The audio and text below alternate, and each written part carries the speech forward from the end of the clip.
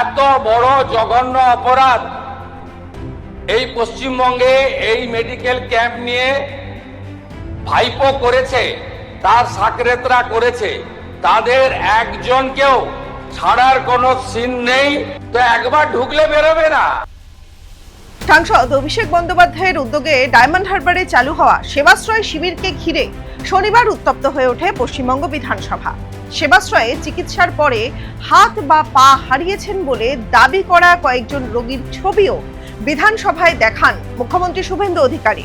তার অভিযোগ যে চিকিৎসার নামে চরম গাফিলতি হয়েছে এবং বহু মানুষ তারা স্থায়ীভাবে ক্ষতিগ্রস্ত হয়েছেন। একটি বড় স্ক্যাম সামনে এসেছে, সেবাশ্রয় ক্যাম্পে স্ক্যাম। ইতিমধ্যে আমাদের বিষ্ণুপুর পিএসএ একাধিক কেস আমাদের ফাইল হয়েছে, এফআইআর। কিভাবে ক্ষতি করেছে দেখুন, এই ছবিগুলো দেখুন। এই চিটিংবাজটা দেখুন, বাচ্চাটার হাত গেছে, দেখুন।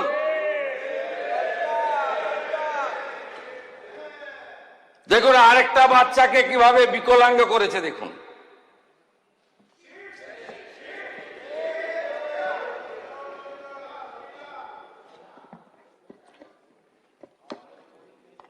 এই দিদির পাটা গেছে দেখুন।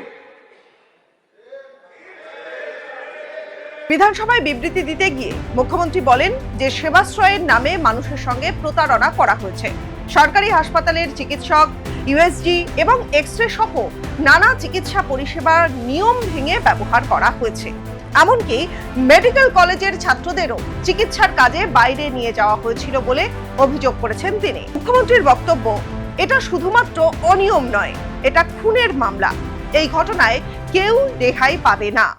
তো একবার ঢুকলে বেরোবে না, এ তো খুনের মামলা। একে কেউ বাঁচাতে পারবে না। এই চিটিংবাজ ভাইপোকে কেউ বাঁচাতে পারবে না। আগে তো সবকে তুলবো,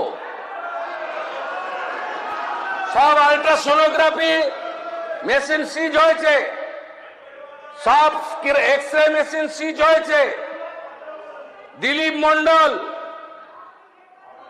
তার গোডাউন থেকে এই সকল সেবাশ্রয় 25-এ ওষুধ সিজ হয়েছে, যেটা 21 সালের ওষুধ।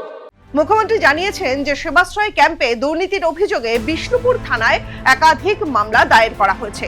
মুখ্যমন্ত্রীর কথায়, বড় স্ক্যাম, একাধিক এফআইআর হয়েছে, কাউকে ছাড়া হবে না। যারা ক্ষতি করেছেন এবং এই ক্যাম্পে যারা ক্ষতিগ্রস্ত হয়েছেন তাদের প্রত্যেকটি অভিযোগকে এফআইআর হিসেবে ট্রিট করা হয়েছে। এবং আপনারা নিশ্চিন্ত থাকুন, এত বড় জঘন্য অপরাধ এই পশ্চিমবঙ্গে এই মেডিকেল ক্যাম্প নিয়ে ভাইপো করেছে, তার সাকরেতরা করেছে, তাদের একজনকেও ছাড়ার কোনো সিন নেই। সময় কথা বলবে, টাইম উইল স্পিক। আমরা আট ঘাট বেঁধে প্রস্তুতি নিয়ে সমস্ত তথ্য জোগাড় করে এভিডেন্স নিয়ে ভারতীয় ন্যায় সংহিতা অনুযায়ী কাজ করছি। যথাসময়ে বৃক্ষ তুমি কে, ফলে না পরিচয়তে। সেবাশ্রয় নিয়ে আরো কড়া পদক্ষেপ করতে চলেছে রাজ্য সরকার।